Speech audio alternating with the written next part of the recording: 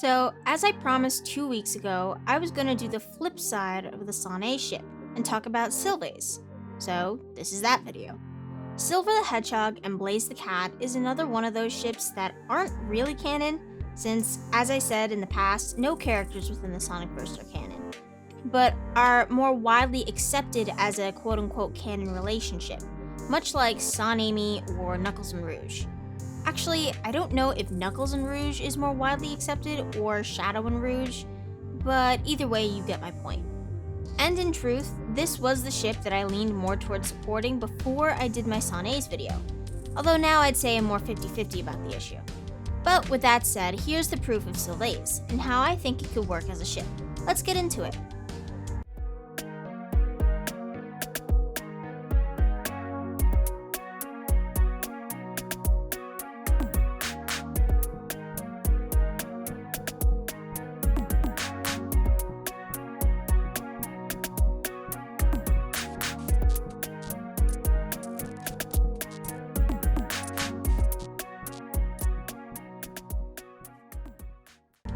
So right off the bat, there's a lot less interactions between these two characters in general, as well as the fact that whatever proof I show, it's more of an argument for a potential relationship between Blaze and Silver, not really anything concrete. Or at least as concrete as digging for proof of something that the creators themselves are opposed to confirming. Anyway, most of you guys can guess what game the majority of this video will be about, Sonic 06. Now, while the gameplay is an absolute mess, and there are some controversial scenes in it too, overall it can be agreed that the story of this game is very interesting. Or I should say stories, really, since technically you play the game 3 separate times as Sonic, Shadow, and Silver. They all have S's that start their names, by the way. Why did I just realize that? Wow. Okay, but like I was saying, the storyline of this game is very good. There is a lot of character interaction, including a lot of one-on-one interactions between Blaze and Silver. They're both living in a future version of the world that we see within the game. Although I also heard somewhere that Blaze is additionally from an alternate dimension and not just from the future. But this isn't some crazy 06 lore session, so I'm not gonna confirm anything like that. Still though, in this game that is canon to the Sonic timeline, these two characters share some emotional moments with each other, all of which could be seen as mere friendship or something romantic. And one little side thing to note as well is that intense situations generally bring intense emotions out of people. Take for instance the romances that developed within Hunger Games, Divergent, or something maybe a little less well known like The Darkest Minds. That movie is really underrated, by the way. It needed a sequel.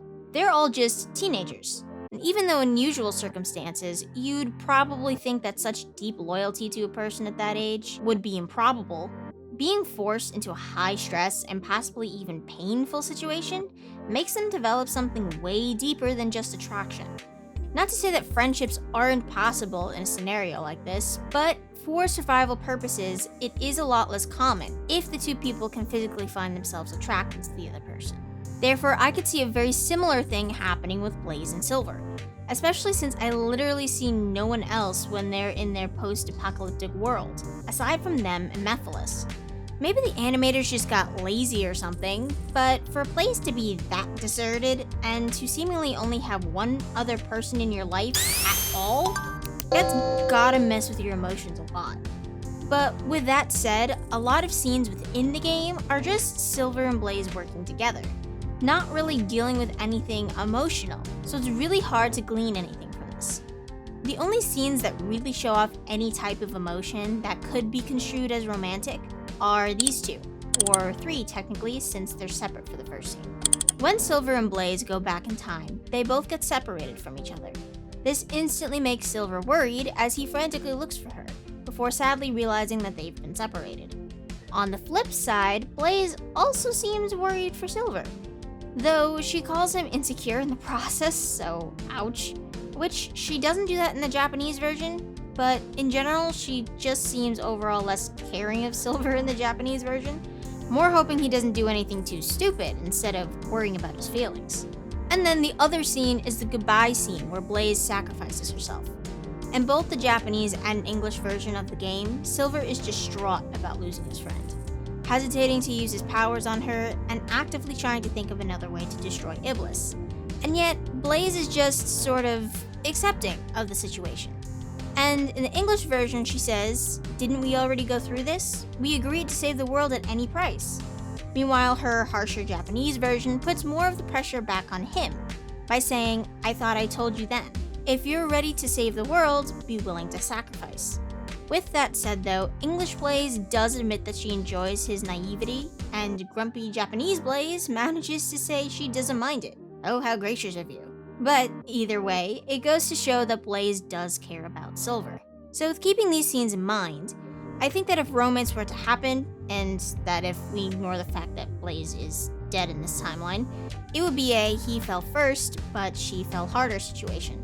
Kind of like a flipped Shad Amy in a way, though also different because Silver is very unsure of himself, relying on Blaze to be his courage and support. Meanwhile, Blaze almost doesn't really need Silver, but even still she enjoys his brighter, more hopeful spirit compared to her own troubled one. And while yes, there are some other games aside from 06 that these two appear in, like the Olympic Games series, Sonic Colors DS, as well as multiple racing games, there isn't really much in ways of those interactions being speculative reasons to ship the characters together. Additionally, both Silver and Blaze show up in games where the other isn't present, like Blaze in Sonic Rush or Sonic Rush Adventure, while Silver shows up in Sonic Forces. But none of it really helps my argument for Silver and Blaze being a good couple together, so, I mean, you'll see the footage on screen, but there's really not much to glean from those scenes for this particular purpose. Anyway, in summary, while not having the most screen time, especially emotionally, I think the ship is still a sweet one. Silver and Blaze work well together and have a really strong bond, strong enough that they're willing to sacrifice themselves for the other.